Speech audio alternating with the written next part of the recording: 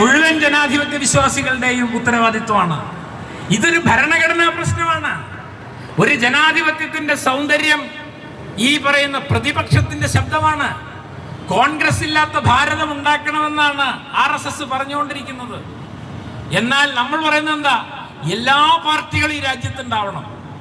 എത്ര പാർട്ടികളുണ്ടോ അത്രയും ശബ്ദം നമുക്ക് കേൾക്കാം. ആ ബഹുസ്വരതയുടെ പേരാണ് ജനാധിപത്യം. ആ ബഹുസ്വരതയെ കേൾക്കാൻ സാധിക്കുക എന്നുള്ളതാണ് ജനാധിപത്യത്തിന്റെ സൗന്ദര്യം. AK ഗോപാലൻ എന്ന ആദ്യത്തെ പ്രതിപക്ഷ നേതാവ് പാർലമെന്റിൽ സംസാരിക്കാൻ തുടങ്ങിയാൽ എല്ലാ ശബ്ദങ്ങളും നിർത്തിവെച്ച്, എല്ലാ തിരക്കുകളും മാറ്റിവെച്ച് അന്നത്തെ പ്രധാനമന്ത്രിയായിരുന്ന ജവഹർലാൽ നെഹ്റു അദ്ദേഹത്തിന്റെ വാക്കുകൾ കേൾക്കുകയും എല്ലാം കുറിച്ചെടുക്കുകയും ചെയ്യുമായിരുന്നു. അദ്ദേഹം പറഞ്ഞ എല്ലാറ്റിനോടും നെഹ്റു പ്രതികരിക്കുമായിരുന്നു. പ്രധാനപ്പെട്ട കാര്യങ്ങളെല്ലാം AKജിയോട് ചോദിച്ചിട്ട് മാത്രമേ നെഹ്റു ചെയ്യുമായിരുന്നു. അങ്ങനെ ഒരു പാർലമെന്ററി പാരമ്പര്യമാണ് ഇന്ത്യക്കുണ്ടായിരുന്നത്. അതാണ് ഇന്ത്യൻ ജനാധിപത്യത്തിന്റെ സൗന്ദര്യം. ഒരു പാർലമെന്റിലാകട്ടെ നിയമസഭയിലാകട്ടെ ആരാണ് ഏറ്റവും പ്രധാനം? ഭരണകക്ഷിയല്ല, പ്രതിപക്ഷമാണ്. പ്രതിപക്ഷമാണ് നിരന്തരം ഭരണകക്ഷിയെ തിരുത്തേണ്ടത്. അങ്ങനെ ഭരണകക്ഷിയേക്കാൾ പ്രാധാന്യം പ്രതിപക്ഷത്തിനുണ്ടെന്ന് കരുതുന്ന ഒരു ജനാധിപത്യ സംവിധാനമാണ് ഇന്ത്യ രാജ്യത്തുള്ളത്. പക്ഷേ നിർഭാഗ്യവശാൽ ഇന്ന് നമ്മുടെ ജനാധിപത്യ സംവിധാനത്തിൽ പ്രതിപക്ഷത്തിന്റെ ശബ്ദം കേൾക്കാൻ തയ്യാറല്ലാത്ത ഒരു പ്രധാനമന്ത്രിയാണുള്ളത് എന്നാണ് നമ്മൾ മനസ്സിലാക്കേണ്ടത്. 2014 മുതൽ ഇത്ര കാലത്തിനിടയിൽ നമ്മുടെ പ്രധാനമന്ത്രി ഒറ്റ പത്രസമ്മേളനം നടത്തിയിട്ടില്ല. ഈ രാജ്യത്തെ മാധ്യമങ്ങളെ അദ്ദേഹം കാണാൻ കൂട്ടാക്കിയിട്ടില്ല.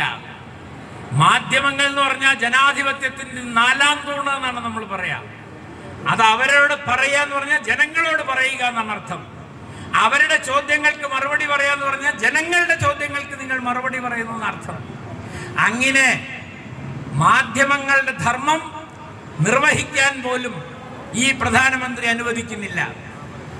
ഏതെങ്കിലും തരത്തിൽ പ്രധാനമന്ത്രിയെ വിമർശിക്കുന്ന പത്രപ്രവർത്തകരെ ന്യൂസ് ക്ലിക്ക് എന്ന് പറയുന്ന പത്രത്തിന്റെ പത്രാധിപർ അറസ്റ്റ് ചെയ്യപ്പെട്ട് ജയിലിലടയ്ക്കപ്പെട്ടത് നിങ്ങൾ കണ്ടതാണ്.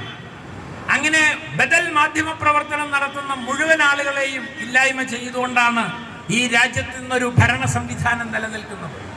അതുകൊണ്ട് ഈ പ്രസ്താവന നമ്മളെ ഭയപ്പെടുത്തുന്നത് സമരം, എതിർ ശബ്ദം, വിമർശനം എന്നിവയെ ഭയക്കുന്ന ഒരു അന്തരീക്ഷം ഈ രാജ്യത്തുണ്ടായിരിക്കുന്നു എന്നാണ്.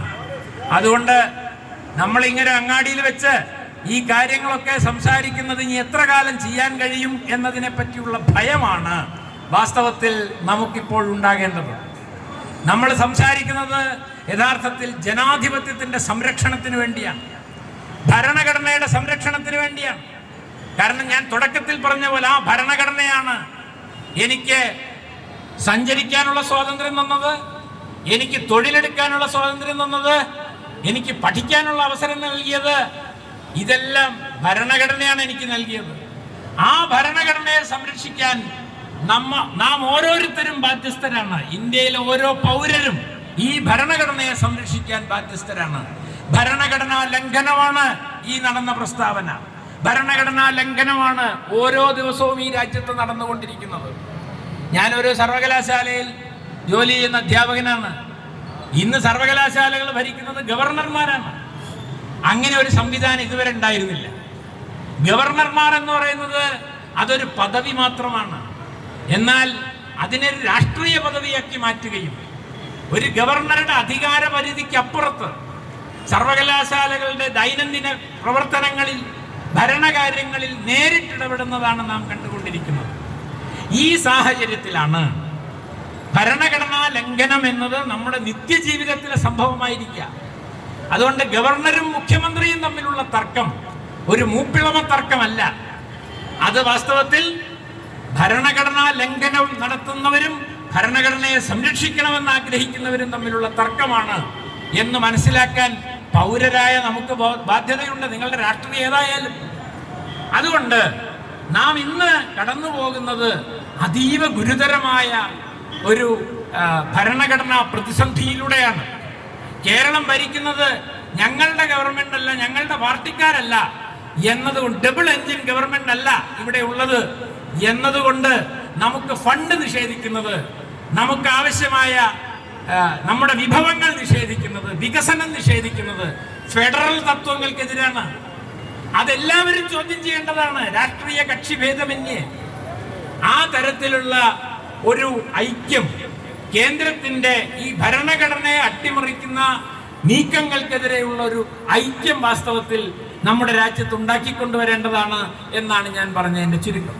ഇനി ഒരു കാര്യം കൂടി പറഞ്ഞ് ഞാൻ ഇത് അവസാനിപ്പിക്കാം. തീർച്ചയായും ഈ പ്രസ്താവനയിൽ ഏറ്റവും നികൃഷ്ടമായ കാര്യം സ്ത്രീകൾക്കെതിരെ നടത്തിയിട്ടുള്ള ഹീനമായ ഒരു പ്രസ്താവനയാണ്. ആ പ്രസ്താവന പൊതുമധ്യത്തിൽ ആവർത്തിക്കാൻ പോലും ഞാൻ ഇഷ്ടപ്പെടുന്നില്ല എന്നതുകൊണ്ട്, അതെല്ലാം നിങ്ങൾക്കറിയാവുന്ന ഒരു കാര്യമായതുകൊണ്ട് ഞാൻ അത് ആവർത്തിക്കുന്നു.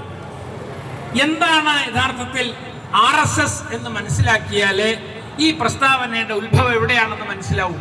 നമ്മൾ വിചാരിക്കുന്നത് ഈ പ്രസ്താവന വരുന്നത് ഏതോ ഒരു വ്യക്തിയിൽ നിന്നാണ് എന്നാണ് നമ്മൾ വിചാരിക്കുന്നത്. അല്ല, ഈ പ്രസ്താവനയ്ക്ക് വളരെ ആഴത്തിൽ വേരുണ്ട്.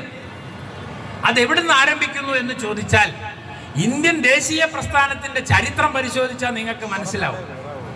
ഇന്ത്യൻ ദേശീയ പ്രസ്ഥാനം 1885 A.O. ഹ്യൂം എന്ന